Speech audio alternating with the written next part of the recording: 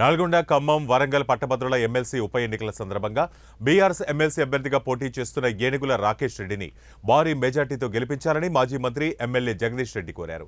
తిరుమలగిరిలో పట్టభద్రుల ఎమ్మెల్సీ ఉప ఎన్నికల సందర్భంగా ప్రచారంలో భాగంగా నియోజకవర్గ విస్తృత స్థాయి సన్నాహక సమావేశానికి మాజీ మంత్రి జగదీష్ రెడ్డి, మాజీ ఎమ్మెల్యే గాదరి కిషోర్ కుమార్ హాజరయ్యారు. ఉద్యోగ, నిరుద్యోగ సమస్యలు పరిష్కరించాలంటే మండలిలో గలమెత్తే నాయకులు ఉండాలని అన్నారు. మతం పేరుతో బీజేపీ రాజకీయం చేస్తోందని మండిపడ్డారు. కాంగ్రెస్ 5 నెలల పాలనలో ప్రజలకు చేసిందేమీ లేదని, అకాల వర్షాలతో ధాన్యం తడిసిపోయినా పట్టించుకోవటం లేదని రేవంత్ రెడ్డి ప్రభుత్వంపై ఆగ్రహం వ్యక్తం చేశారు.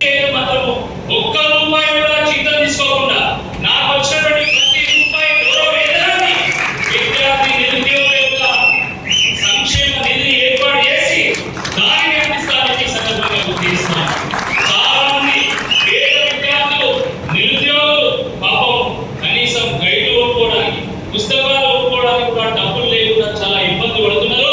అటువంటి పేద విద్యార్థుల కోసం నాకు వచ్చేటువంటి ప్రతి రూపాయి కూడా ఖర్చు చేస్తా.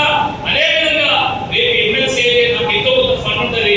ఆ ఫండ్ను తప్పకుండా మన కిషోర్ అన్న సహకారంతో మీ తిమ్మతుర్తిలో ఉన్నటువంటి గ్రంథాలయాలు, మీ తిమ్మతుర్తిలో ఉన్నటువంటి కోచింగ్ సెంటర్లు, మీ తిమ్మతుర్తిలో ఉన్నటువంటి పేద మధ్యతరగతి విద్యార్థులకు వాళ్ళకు సహకారం చేయడానికి తప్పకుండా వారి నాయకత్వంలో నేను తప్పకుండా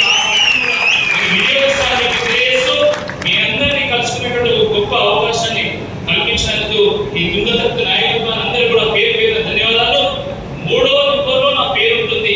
ఆ పేరు ఒకటి నిలువు గీత గీసి నాకు మద్దతు తెలిపాల్సిందిగా ఈ సందర్భంగా మీ అందరినీ కూడా తెలియజేస్తున్నాను.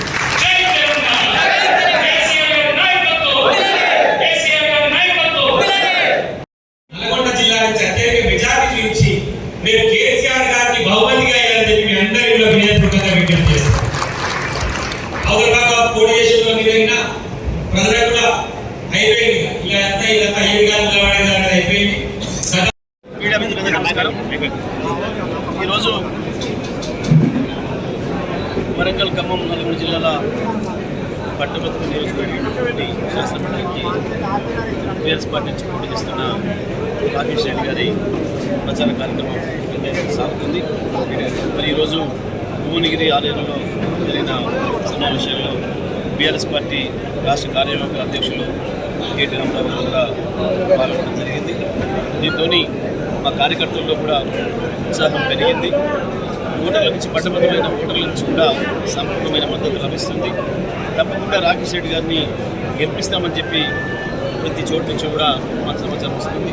రిటైర్డ్ ఉద్యోగస్తులు కావచ్చు, ప్రస్తుత ప్రభుత్వ ఉద్యోగస్తులు కావచ్చు, ప్రైవేట్ రంగంలో పనిచేస్తున్న ఉద్యోగస్తులు, గ్రాడ్యుయేట్లు అయిన వాళ్ళు కావచ్చు, నిరుద్యోగులుగా ఉన్న యువకులు, పట్టభద్రులైన వాళ్ళు కూడా కావచ్చు, అన్ని వర్గాల నుంచి, అన్ని వైపుల నుంచి కూడా ఎట్టి పరిస్థితుల్లో ఈసారి బీఆర్ఎస్ పార్టీ అభ్యర్థి గెలిపించుకోవాలి, కేసీఆర్ గారి అభ్యర్థి గెలిపించుకోవాలని చెప్పి మాట్లాడుతూ ఉన్నారు.